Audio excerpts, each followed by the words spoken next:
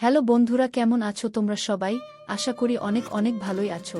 আর তোমাদের ভালোবাসায় আমিও অনেক ভালো আছি, কারণ তোমরা আমাকে যে পরিমাণে ভালোবাসা দিয়েছো এবং সাপোর্ট দিয়েছো তা আমি কোনোদিন ভুলতে পারবো না। তাই তোমাদেরকে মজা দেওয়ার জন্য আবারও একটি নতুন গল্প নিয়ে হাজির হলাম। গল্পটি শোনার মতো, আশা করি তোমাদের দাঁড়িয়ে যাবে এবং তোমরা হাতের কাজ করতে সবাই হেডফোন নিয়ে বসে যাও।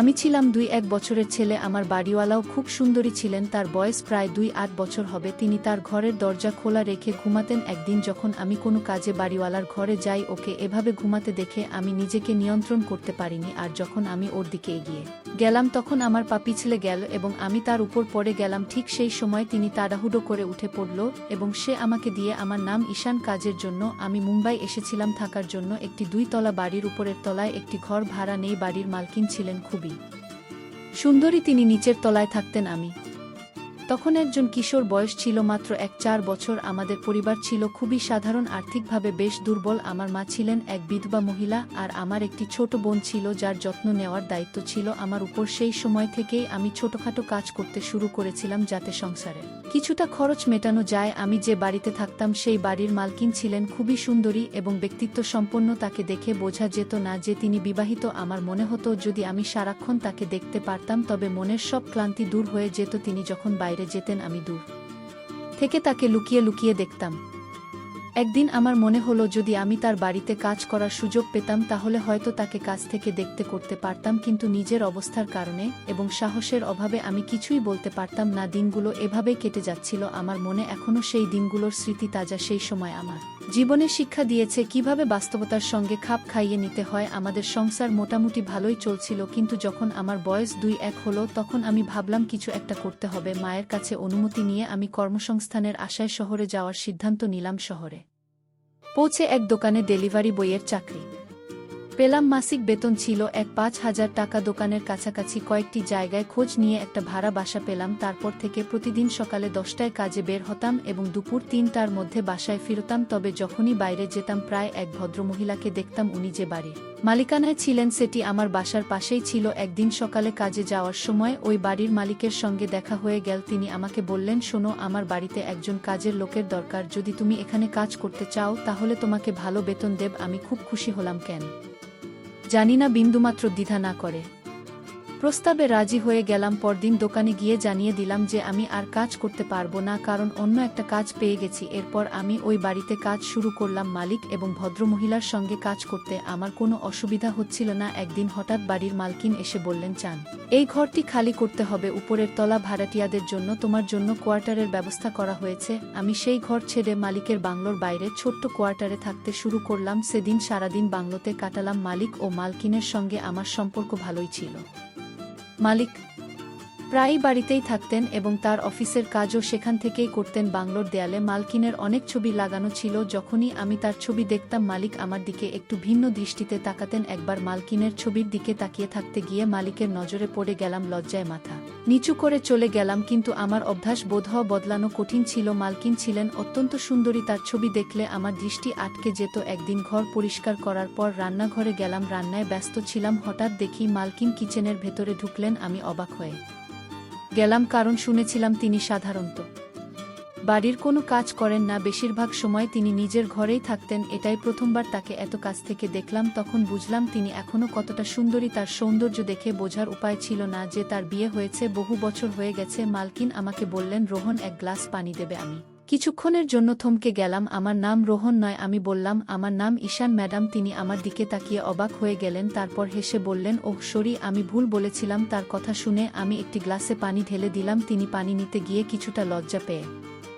এছিলেন। সেই মুহূর্তে আমি বুঝলাম তার আত্মসম্মান ও বিনয়ের মধ্যে এক ধরনের আভিজাত্য লুকিয়ে আছে। মালকিন বললেন, তোমার নাম ঈশান, তাই না? আমি ভেবেছিলাম তুমি আগের সেই সহকারী। এই কথা শুনে আমি একটু হেসে দিলাম। মালকিন আমার মুখের দিকে তাকিয়ে যেন কিছু ভাবতে লাগলেন। আমি কিছু বলতে যাব ঠিক তখনই দেখি মালিক রান্নাঘরে এর দরজায় এসে দাঁড়িয়েছেন। মালিক কেন জানি না প্রায় আমাকে খেয়াল করে দেখতেন। এবারও একইভাবে তাকাচ্ছিলেন। আমি ভদ্রভাবে জিজ্ঞাসা করলাম, মালিক, আপনাকে কি কিছু দরকার? আমার কথা শোনার পর মালিকের মুখ কুঁচকে গেল। রাগান্বিত স্বরে বললেন, এটা তোমার নয়, আমার বাড়ি।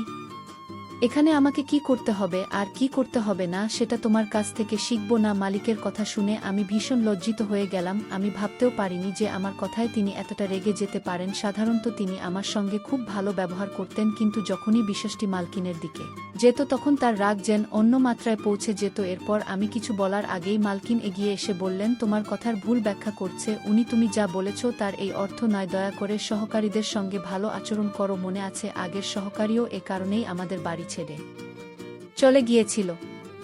মালকিনের কথা শুনে মালিক কিছুটা চুপ হয়ে গেলেন। আমি বুঝতে পারলাম এই পরিস্থিতি আমার নিয়ন্ত্রণের বাইরে। এরপর থেকে আমি নিজের কাজে মনোযোগী থাকার সিদ্ধান্ত নিলাম এবং কোনো অপ্রয়োজনীয় আলোচনায় জড়াতে চাইলাম না।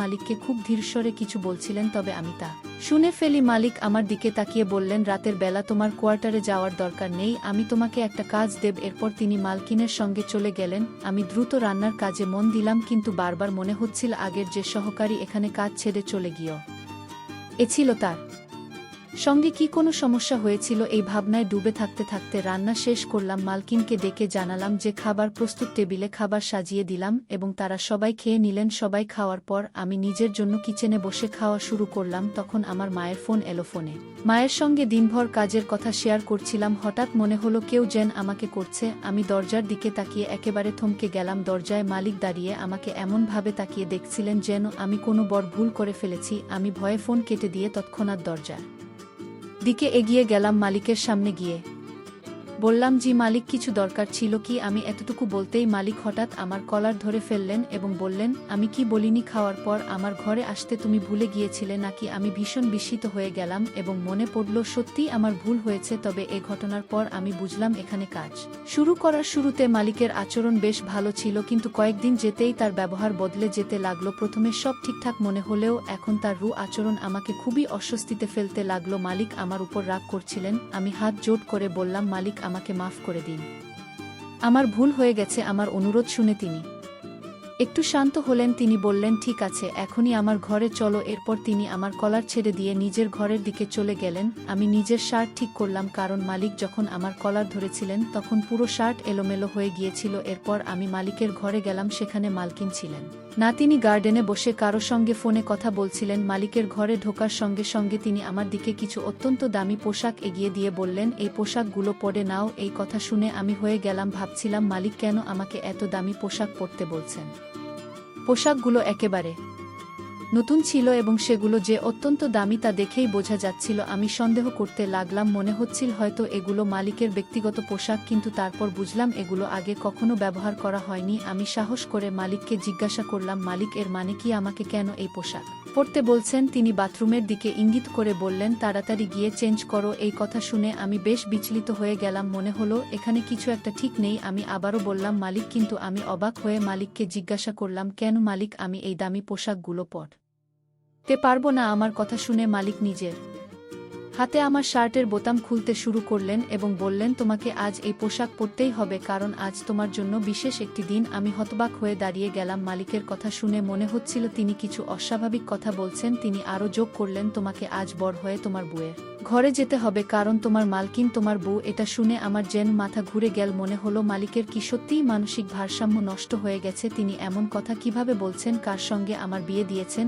আর এমন সিদ্ধান্ত নেওয়া হলো আমাকে কিছু না জানিয়ে? আমি সাহস করে মালিককে জিজ্ঞাসা করলাম, মালিক, এটা আপনি কি বলছেন? আমার বিয়ের কথা কখনো তো শুনিনি, এমন কিভাবে হতে পারে? মালিক হেসে বললেন, তুমি তো জানো না, কিন্তু তুমি আসলে তোমার মালকিনের স্বামী, আর আজ তোমার জন্য এই বিশেষ দিন। তোমাকে এখনই প্রস্তুত হয়ে তার ঘরে যেতে হবে। এই কথা শুনে আমার ভেতরটা কেঁপে উঠল। মনে হচ্ছিল এখান থেকে পালিয়ে যাই, কিন্তু রাতের এই সময় আমি কোথায় যাব? হুট করে চাকরি ছেড়ে দেওয়া সম্ভব নয়, তার উপর এত রাতে। যদি বাড়ি ফেরার চেষ্টা করি তাহলে আমার মা খুব চিন্তিত হয়ে পড়বেন। হঠাৎ করে আমি বাড়িতে গেলে মানিস চিতভাবে আমাকে জিজ্ঞাসা করবেন, তুমি চাকরি ছেড়ে হঠাৎ বাড়ি চলে এলে কেন? আর তার এই চিন্তা আমাকে আরও অস্বস্তিতে ফেলবে। তাই আমি মনে মনে ঠিক করলাম, আপাতত মালিক যা বলছেন সেটা মেনে নিয়ে ভোর হতেই আমি এখান থেকে সরে যাব। আমি পালানোর কথা ভাবছিলাম, কিন্তু পরিস্থিতির চাপে পড়ে মালিকের দেওয়া পোশাক পরে নিলাম। মালিক নিজেই আমার চুলের স্টাইল ঠিক করে দিলেন এবং আমাকে তার দামি সুগন্ধি ছড়িয়ে দিলেন, যার গন্ধ পুরো ঘর জুড়ে ছড়িয়ে পড়ল। তিনি আরও একটি দামি জোড়া জুতা এনে দিলেন, যা পরার পর আমি এতটা স্মার্ট দেখাচ্ছিলাম যে নিজেকেই চিনতে পারছিলাম না। আমার মনে হলো এমন পোশাক যদি আমার বিয়েতে পড়তাম, তবে ঠিক এইরকমই সুন্দর দেখাতাম, কিন্তু হঠাৎ বিয়ের শব্দটি মাথায় আসতেই আমার মনে এক ধরনের অদ্ভুত অস্বস্তি দেখা দিল। আমি চিন্তায় পড়ে গেলাম, মালিক কেন এমন করছেন এবং কেন তিনি আমাকে এইভাবে সাজাচ্ছেন। এর মধ্যে হঠাৎ মালকিনের কথা মনে পড়ল, আর এই ভেবে আমি আরও বিচলিত হয়ে পড়লাম। আমি বুঝতে পারছিলাম আমাকে মালকিনের ঘরে যেতে হবে, কারণ মালিক আমার উপর চাপ দিচ্ছিলেন। যদি আমি তার কথা না মানি তবে তিনি আমাকে চাকরি থেকে বরখাস্ত করতে পারতেন। আমার জন্য এই চাকরিটি অত্যন্ত গুরুত্বপূর্ণ ছিল, কারণ এটি ছাড়া আমি কঠিন সমস্যার মধ্যে পড়তাম। আমার মনে হয়েছিল মালকিনকে দেখে প্রথম থেকেই আমার শ্রদ্ধা জন্মেছিল, কিন্তু কখনোই কোনো ভুল ধারণা আমার মধ্যে ছিল না মালিকের কথা মতো। আমি শেষ পর্যন্ত মালকিনের জন্য বর সেজে প্রস্তুত হলাম। যখন আমি পুরোপুরি প্রস্তুত হয়ে গেলাম, মালিক আমার হাত ধরে জোরপূর্বক আমাকে মালকিনের ঘরের দিকে নিয়ে গেলেন। আমি সম্পূর্ণভাবে বিভ্রান্ত ছিলাম, বুঝতে পারছিলাম না তিনি আসলে কি করতে চান। যখনই আমি কিছু জিজ্ঞাসা করার চেষ্টা করতাম, তিনি কড়া দৃষ্টিতে আমাকে চুপ থাকার ইঙ্গিত দিতেন। বেশ কিছুক্ষণ গার্ডেনে ফোনে কথা বলার পর অন্য ঘরে গিয়ে ঘুমিয়ে পড়েছিলেন। আমাকে